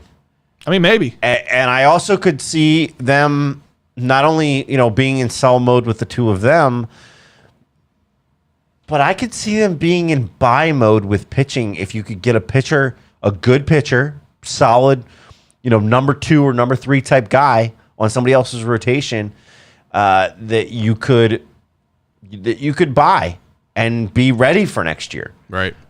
Because we all anticipate Grayson being back next year. We all hope that John Means comes back and is a shell of himself, and can stay healthy. So if you can buy somebody in preparation for next year, I think that's another thing that fans need to recognize is we might be in a little bit of a buy mode now in preparation for next year. You don't just buy in the year that you're winning. Sometimes you buy for the following year. So just pump the brakes on the idea that we're not going to get rid of either of those guys or that we're going to be selling everybody, because we very well could be in a buy mode type situation. Nick Short says World Series in 2025, so that's still 3 full seasons away from now. They should 100% be a playoff team within the next year or two. Yeah, going into the deep runs in the playoffs. Well, I say World Series or not. I mean, that just depends on how hot they get in the playoffs. But they should be a playoff contending team every year by then. D, you brought me to the last point. When it comes to being a buyer, sometimes it's a buyer in the offseason. Do the Orioles revisit the Correa talks in the offseason? If he opts out, they are in a better position this time around. You must have missed what I went on my rant a couple minutes ago. This is why I was saying that Carlos Correa buzz made sense last year, was because with this potential lineup, with these pieces coming up, the Gunnar Hendersons of the world, the Jordan Westbergs of the world, the Kyle Stowers of the world, with these pieces coming up, they are that one piece, a Carlos Correa type guy to add in the middle of the order away. And I think Elias saw that, and I think he was testing the market. But this contract that Carlos Correa signed, yes, it's a 3-year deal, but it's really, like you said, he's got the opt-out clause. He can opt out next year. Yeah, so it's technically it's just like going to be a 1-year deal. I think it makes a lot of sense. He very well could, come into that situation and us be in that situation that we say, okay, this needs to continue. Yeah, let's go ahead and do it, because look, the other thing that I'm sure Elias values, that we've talked about valuing. Here's the deal. Here's what Trey and Anthony don't have. They haven't been through this. Carlos has, and been and seen success. He can teach these guys, these young kids, hey, I was exactly in your shoes. Are you ready? Because we're about to strap up. Right. And it's going to be go time, and you can't let it get in your head. You can't let everybody out there get in your head, and you got to go. Right. I think Correa was in a spot where he is ready to sign a long-term deal. But before he committed that to the Orioles, I'm sure he has a decent relationship with Mike Elias because of their connection in Houston, obviously. I think there was a conversation. Let me see what this year looks like. Let me see what the squad looks like. And that's why I say this continued success that they're having right now needs to continue for the rest of the year to showcase that product and to show that they're ready for a piece like Carlos Correa. Any other comments over there, James? I got some that I was going to save for after hours, but that's about it. But the thing is that I wanted to say was you guys all forgot like what we have building down at the Dominican. You know, right. Yeah. I mean, money that they spent and all that. Like that's for us to that Dominican League is for us to sustain what we're building now. I think we're just starting to build a powerhouse, going forward. And then we got the draft in the 18th? Yeah. Yeah, we talked about it last week, man. Next week we're gonna start to break down some of these guys on that board. It'll be interesting to see what way the Orioles go with that, but it could be a franchise changer. Yeah. Just like any other number 1 overall pick can be. All right. Yeah, we got to hit that button.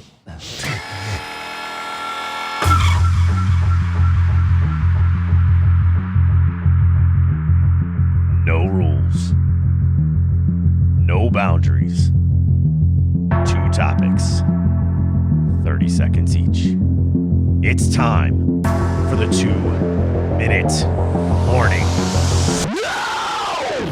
All right, fellas, it's time for the 2-minute warning. I guess James is going to be reading the questions. I'll go first on this week's. All right. Sticking I'm with ready. baseball, did Freddie Freeman return to Atlanta not warm up your hearts? I guess Scott wrote this. And kind of give you a Nick Markakis vibe. Yes and no. I mean, the Freddie Freeman thing, what it told me was that he's pissed off at his agent. Apparently, he fired his agent. I don't think he ever really wanted to leave Atlanta. Obviously, he played as to the advice of his agent and went out there and played the market. And I think Freddie Freeman has some regret about not being in Atlanta. That's what it told me. 100%. I mean, the everything from the fans. I saw a picture today that really it said a picture is worth 1,000 words, and it was all of his Dodgers teammates standing on it, and he's just sitting there like kind of in this like daze almost. And yeah, I think he truly regrets it. He clearly regrets it because he fired his agent. That everything went sour, and I bet you he had conversations with the Atlanta front office when he got there, and they said, "Look, no hard feelings, but just so you know, this is the type of shit your agent was talking about." Be interesting to see if they pull a trade. Something happens later. That'd be crazy. Go ahead, James. It was announced yesterday that apparently Adrian Peterson and Le'Veon Bell have signed their contract for a heavyweight boxing expedition on July 30th at the Crypto.com Arena in LA. Who are you taking and why? Adrian Peterson beats kids.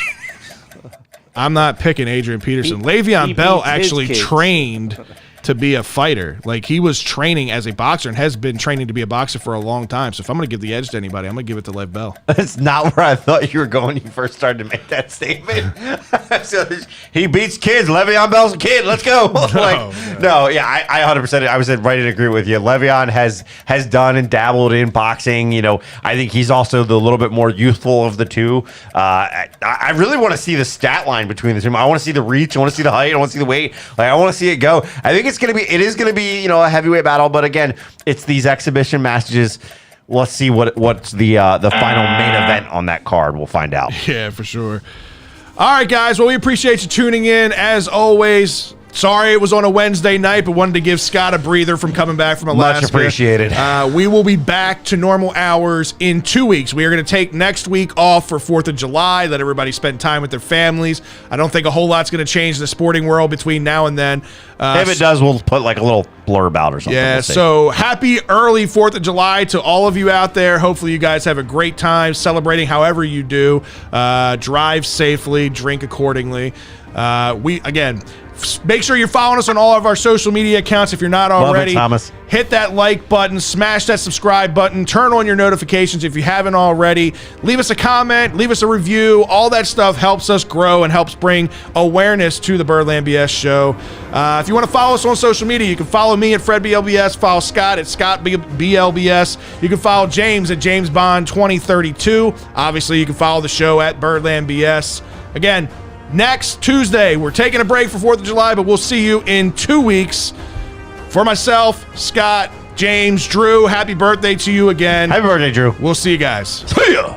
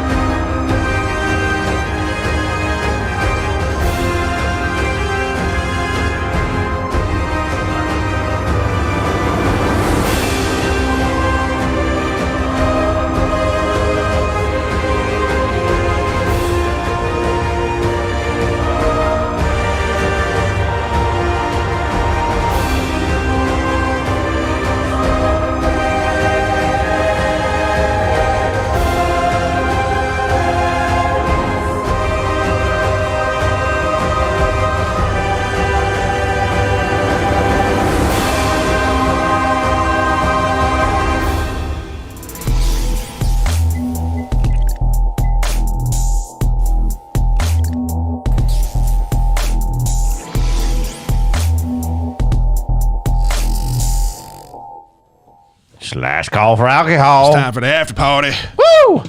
That's a good show. It was. Got a lot. And I know we had a lot of comments. Not a ton of viewers like we have, but it's also a Wednesday versus a Tuesday. So sorry again, So guys. we kind of touched on it a little bit, and you didn't get a chance to talk much about it because you weren't here for it. We talked about the impending MLB draft, right, and some of the prospects. We talked about the top 5 prospects that are all being linked to the Orioles right now. Drew and I kind of gave our takes on all 5 of them as a whole. Wanted to kind of get your view on who you think it should be and why. You've got Andrew Jones' son, Drew Jones, who kind of is like the consensus favorite. They say he's the best overall prospect, right? You got Jackson Holliday, who also has the lineage with Matt Holliday being his dad. Another very good all-around player and a shortstop, which obviously is usually the best athletes. They can be moved to many different positions. Tamar Johnson, who was one of my favorites, and I only say that because he's getting some Hall of Fame comparisons as far as a hitter goes, right? Talk about comparisons to Wade Boggs and Vladimir Guerrero. Elijah Green, who was the early favorite before all these names came up, and then Brooks Lee is the safe play out of college if you want a bat that can impact the team more sooner rather than later. Yeah, I think when it comes to this, I lean back on one of the things that we heard Mike Elias say just a few months ago, in that there's the flashy names, right? But they like the guys that are a little more proven. They may be a little bit older, but you've shown that you've been able to go against a higher competition. So naturally, that would leave you to think, well, Brooks Lee, right? Out of Cal Poly. Yeah. But with the pedigree of Andrew Jones and the player that he was,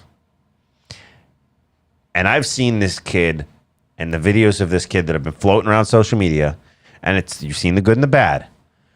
But the fact that this kid doesn't let people get in his head.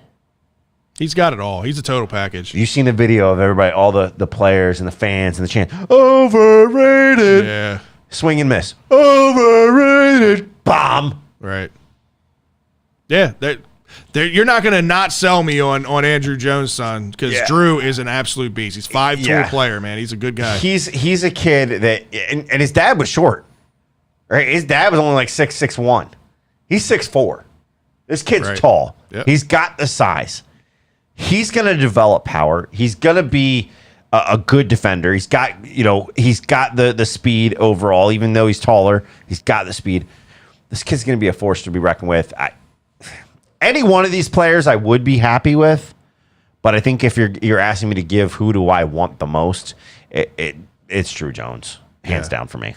Okay. I mean, like I said, I'm not going to be unhappy with that, because we went back and forth on it. I think the 3 guys that we were most focused on, Drew Jones, Jackson Holliday, and Tamar Johnson, all for different reasons. Tamar Johnson's a little bit more limited as far as his defensive prowess, right? He's going to be a second baseman more than likely, or a corner outfield guy, because of the lack of arm strength.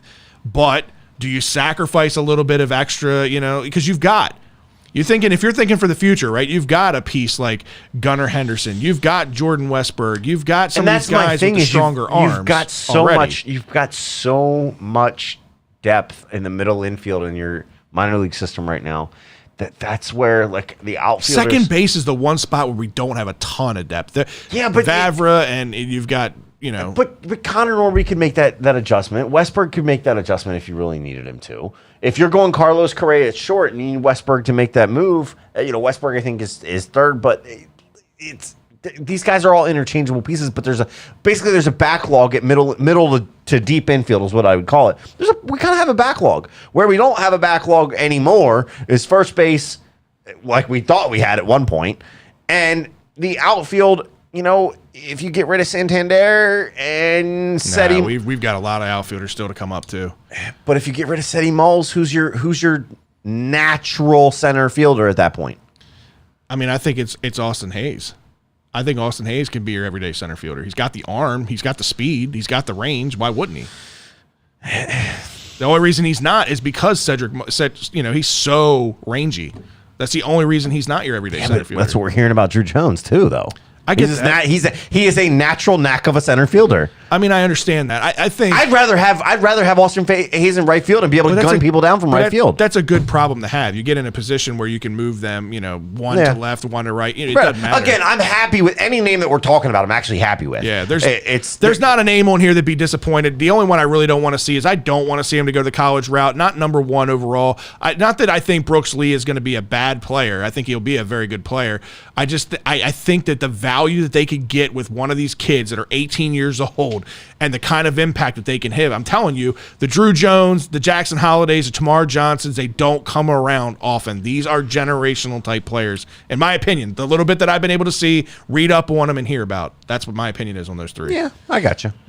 James, any good comments in the chat room that you wanted to bring up? Or Yeah. what do we got? So, we talked about this, but I had this already in there about the Santana or Mancini. But I personally see both of them could be sent out because I think we have enough guys that are ready to come up, and we just need to make room for it for the growth. More likely it's Santander. They're not going to make a trade for the sake of making a trade. I do agree with you that they have depth and they need to make some moves. Because again, once you get Kyle Stowers up here, you get Colton Cowser coming up here. Well, I don't know what happened there. We liked it so much, we wanted you to see it again. Yeah. That damn button again. Let me see it so I can fix it. I know exactly what it's doing. Anyway, free software. It's a pain in the ass. Yeah, you get Colton Cowser, who still needs to come up, right? Kyle Stowers. You got a lot of outfield bat options, but if the value is right and they can get a couple of arms for one or both, I'm on board with it. Yeah. Okay. What other comments you got? Anything? My comments. Slide that up. That just has to go up on the other screen. Oh. Yeah. There you go. There we go. My next one that I have, I'm trying to get the mouse over my bad. Adit says, knowing what you know about the farm system right now, if Correa opts out, do you revisit those discussions or go after a free agent shortstop, or do you target Sean Mena or Musgrove instead? I like Carlos Correa, and I think adding that kind of a bat at his age in the middle of this lineup, I think bodes well. I like him for many reasons. A very good defensive shortstop. He's got power. He can hit for average. He can even steal a base if he needs to. There's a lot to like about Carlos Correa, so I'm on board. They need to pay somebody in free agency right now. I mean, what are 26 million or some shit like that in salary right now? I mean, we've got one player makes more money than the whole team. Oh, 100%. Yeah. So a guy like Carlos Correa, I think, makes a lot of sense. No, I think it does make sense. I get your whole thing of Manet or Musgrove, and you're probably looking at the cost on those guys. To be honest with you. Joe Musgrove has come up. He's looking decent, but I think the thing about Correa is, again, if you're going to bring somebody in, they need to make an impact on and off the field. And Correa, to me, as we said, it makes sense, right? Again, he's the guy that you can say, hey, we need you to not only come in and produce, but we need you to be that leader in the clubhouse and explain to these kids, because you were in their shoes. You were here once. You went through the farm system that puts you in a place to win, and now we're there. We're here. How do you feel about him being tabbed with the cheating scandals and everything that went on in Houston? Like, that's obviously going to be something that follows him and all of his teammates for the rest of their careers. So, look, as much shit as I give, for those that want to say the whole thing about the cheating and what pitch is coming, that's part of the game, right? The other part of the game, you actually have to hit the ball. You actually have to run. You actually have to make defensive plays. So, yes. Does it play a factor? 100% yes. Is there a black cloud? 100%. But you still have to have talent to hit the ball. You and I both know that. Oh, yeah, no, that's not even a question. But for some people, any it is. kind of edge that you can give to a player that is within that's not in the rule book is a problem. Technically, there's nothing in the rule book about stealing signs. I'm just saying. The way they went about it, the garbage can and all that stuff, the cameras. Well, the cameras hidden are pieces in their jerseys. That was never proven, so I agree, but that was never proven. I'm trying to stick with the facts. Don't tear my jersey off. Yeah, right? I'm like, will get mad. But no, yeah. Look, is it a black cloud? Yeah, I'm sure. But Carlos Correa is still... There's a reason he got paid. Yeah, listen. He's a natural athlete. I'm not gonna let it hesitate me. 100%. I'm on board with bringing him on. I was just kind of curious because it's obviously going to be something that follows him everywhere he goes. He gets booed. It's something that just follows him because he's. It is what it is. You know, it's crazy though, not to get out of it, but they're in our division. Yeah, Aaron Judge, dude, what he's doing. Yeah, what do we got next? The numbers he's putting up are unreal right now. Yeah. So James has got Nick says, "Come on down to Billy, and I'll buy you beers you could drink." Yeah. We're definitely on board with that. Gary says, "I even love the addition of Odor and Chirinos as veteran leaders along with Mancini because they are awesome clubhouse guys as well." Absolutely. But the thing with Odor and Chirinos is we always knew that they were just going to be temporary pieces, right? But the value of having that veteran leadership can't go unmeasured. And that's where you have to kind of like weigh the pieces of who do you trade away, who do you bring in free agency, because what kind of impact do they have? Throwing this out there, I'm listening if somebody's interested in Odor. Yeah, I don't think anybody's going to come knock. He's hitting below 200 now at this point. He's got 7 home runs. He's had spurts, so if somebody thinks that he's worth it and is willing to give. If somebody's willing to give us a bag of balls for him, he's on a 1-year contract. Oh, I'm for that. You know, once you get the other pieces up here, yeah, I'm okay with that. I'm on board with that, but nobody's going to give you anything for him. No. Wishful thinking at that point. It is wishful thinking. I got one. I got one for you. Now, we're all talking about, what our starting pitchers. Would you see John Means coming out of the bullpen, then just to throw him out there as a starter after the injury he came back from? I don't know. John Means is most effective as a starter. You're talking about putting him more in a long reliever type role or like a back end bullpen guy? Just put him in the bullpen until he just gets like to rehab as he's coming back before he becomes a starter? Yeah. No. I think what they'll do is they'll rehab him slow down in the minor leagues, just like they do with anybody else, but they'll rehab him as a starter. They might have him go out there and throw 2 innings, 3 innings, and just kind of build himself back up because, again, this season they're playing well above expectations this year. It means absolutely nothing. It would be great if they made a run, but it means absolutely nothing. I think it also, the other thing that you got to look at here is what does his velocity look like when you do start rehabbing him? Because to James's point, if the velocity is not there, like it usually isn't with these guys, it's usually not there the way that it was before. If that's the case, you see how effective he is. You look at the velocity, and if he's getting hit or he's topping out at 93 on a regular basis, and that's all he can hit, maybe he becomes a long reliever. I don't know. His peak has always been 94 to 96. Like that's his peak velocity. Right, but he could hit prior to the first injury, he could hit 96. That one season, that great season he had, he was hitting 95, 96 quite regularly. Yeah, he was. But my point is that if he starts to lose velocity like that, if he drops off where he can't, he's in that like Bundy range where he's hitting 90, 91. Right. You know, maybe he can reach up to 93. Yeah. I don't see him. He's throwing 100 after this. Yeah, right. I think if he has a drop off like that in velocity, I don't think he has much of a career. And that's my opinion. Someone just popped, bullpen or starter. Someone just popped in and put a good question in. Okay. What do we got? Oh, he says, TJ Robert Andino says, what do the O's realistically need to be a playoff contender? One move that can get them there. If you're talking about this season, there's no singular move that's going to get them there. But if you're talking about in the future, I'll say we've talked about Correa at ends today, right? And the starter.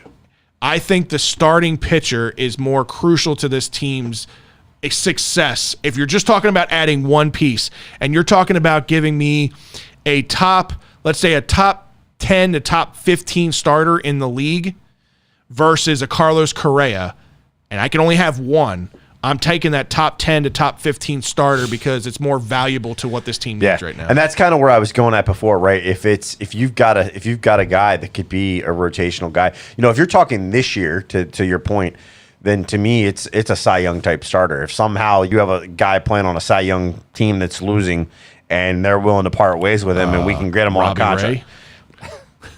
I mean, if we could get him on a contract, it would work for us. I don't know what his contract looks like, but if that's the type of situation that you're in, then if they could get some consistent, been the problem is the consistency of the starting pitching, right? Voth today gets rocked. And I know I saw somebody say that they brought him out too early. He had already given up 3 runs by the end of the second inning, and he was coming in. And they wound up giving 6 runs. I believe he was charged with a total of 6 earned runs through 3 total innings because he didn't even get the first out in the 4th inning. So your thought process there, and I'm double checking myself to make sure I'm right on this, but it's the thought process there just doesn't make sense. He gave up 4 hits, 3 runs on 4 hits, 1 earned run, 1 walk, and 2 strikeouts in 3 innings. To me, that sounds like he did pull him a little early. In the 6th inning, I'm going back to actually look at the 6th inning now. In the 6th inning. So Vespi got charged with with the earned runs. So then, maybe he did. I don't know what the pitch count looked like. Surprising. That's 62 pitches through 3 innings. I mean, it's a lot of pitches, but still, I mean, if you expect him to at least be able to go 80 pitches, if he's going to start a game, you would hope that he could get, unless it was that whole what do you call them, opening pitcher thing scenario where they just possibly they were only going to pitch him 2 innings regardless. Could be what the situation was. Yeah, sorry, I'm just kind of going through and looking at the situation and what happened and when they did the mound visits and everything. So that's all right. Well, we got a lot to review in 2 weeks from now. We're going to sign off for the night. I'm tired. I'm ready to go. Again, happy 4th of July. Be safe. We'll see you guys in 2 weeks.